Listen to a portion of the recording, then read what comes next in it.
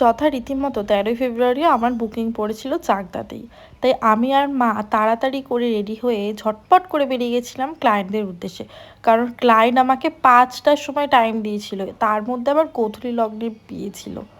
না না, ব্রাইড না, ব্রাইডের দুই বোন আজকে আমাকে বুকিং করেছিল আমার কাছ থেকে একটা সফট গ্ল্যাম লুক নেবে বলে। কিন্তু ওরা আমাকে আসতে বলেছিল প্রথমে বুকিংয়ের সময় 3টে, তারপর হয়ে গেছিলো 3:30, তারপর বলেছিল 4টে, আর তারপর ওরা বলেছিল দিদি আরেকটা রিকোয়েস্ট করছি তুমি প্লিজ একটু দেরি করে আসো। তাই আমি ওই 4:45 নাগাদ ঝটপট করে বেরিয়ে পড়েছিলাম ওদের উদ্দেশ্যে। কিন্তু ওরা এতই ভালো যে আমি যখনই গেছি তখনই ঝটপট করে বসে পড়েছিল আর আমাকে শান্ত মতো মেকআপটা পুরো কমপ্লিট করতে দিয়েছিল।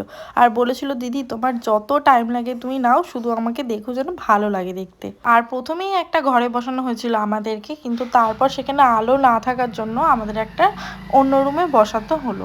আজকে পার্টি মেকআপ বলে আমার অতটাও অসুবিধা হয়নি, কিন্তু যদি ব্রাইড পড়তো তাহলে কিন্তু এই টাইমে গিয়ে গোধূলি লগ্নে ছাড়তে কিন্তু আমার অনেকটা অসুবিধা হয়ে যেত। কারণ একটা ব্রাইডকে মিনিমাম রেডি করতে কিন্তু কম করে 3 থেকে 4 ঘন্টা লেগেই যায়। তাই আমি আপকামিং সমস্ত ক্লায়েন্টসদের বলছি যে তোমরা একটু টাইমটা মেনটেন করো।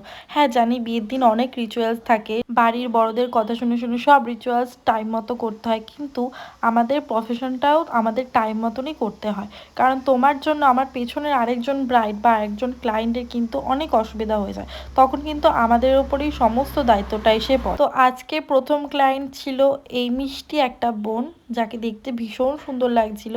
প্রথমে মনে হচ্ছিল ওরই বিয়ে, কারণ হলুদ শাড়ি পরেছিল, মনে হচ্ছিল সদ্য গায়ে হলুদ থেকে উঠে এসছে, এখন আমার কাছে ব্রাইডাল মেকআপের জন্য বসেছে। আর সব থেকে বড় কথা, ওরা কিন্তু আমার উপর পুরো কনফিডেন্স রেখেছিল, বলেছিল দিদি তোমার যেমন ইচ্ছা আমাকে তুমি সাজিয়ে দাও, শেষে আমার যেন লুকটা পছন্দ হয় এইটুকুনিই ব্যাস। তাই আমি আমার পছন্দ মতো ওকে একটা মেকওভার দিয়েছিলাম, যেটা দেখে ও প্রচণ্ড খুশি হয়েছিল।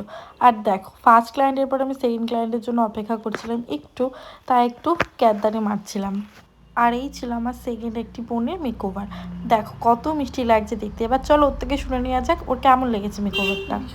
জোরে বলো। খুব ভালো লাগছে, সবকিছু অল ওকে? হ্যাঁ একদম ওকে, খুবই ভালো লাগছে।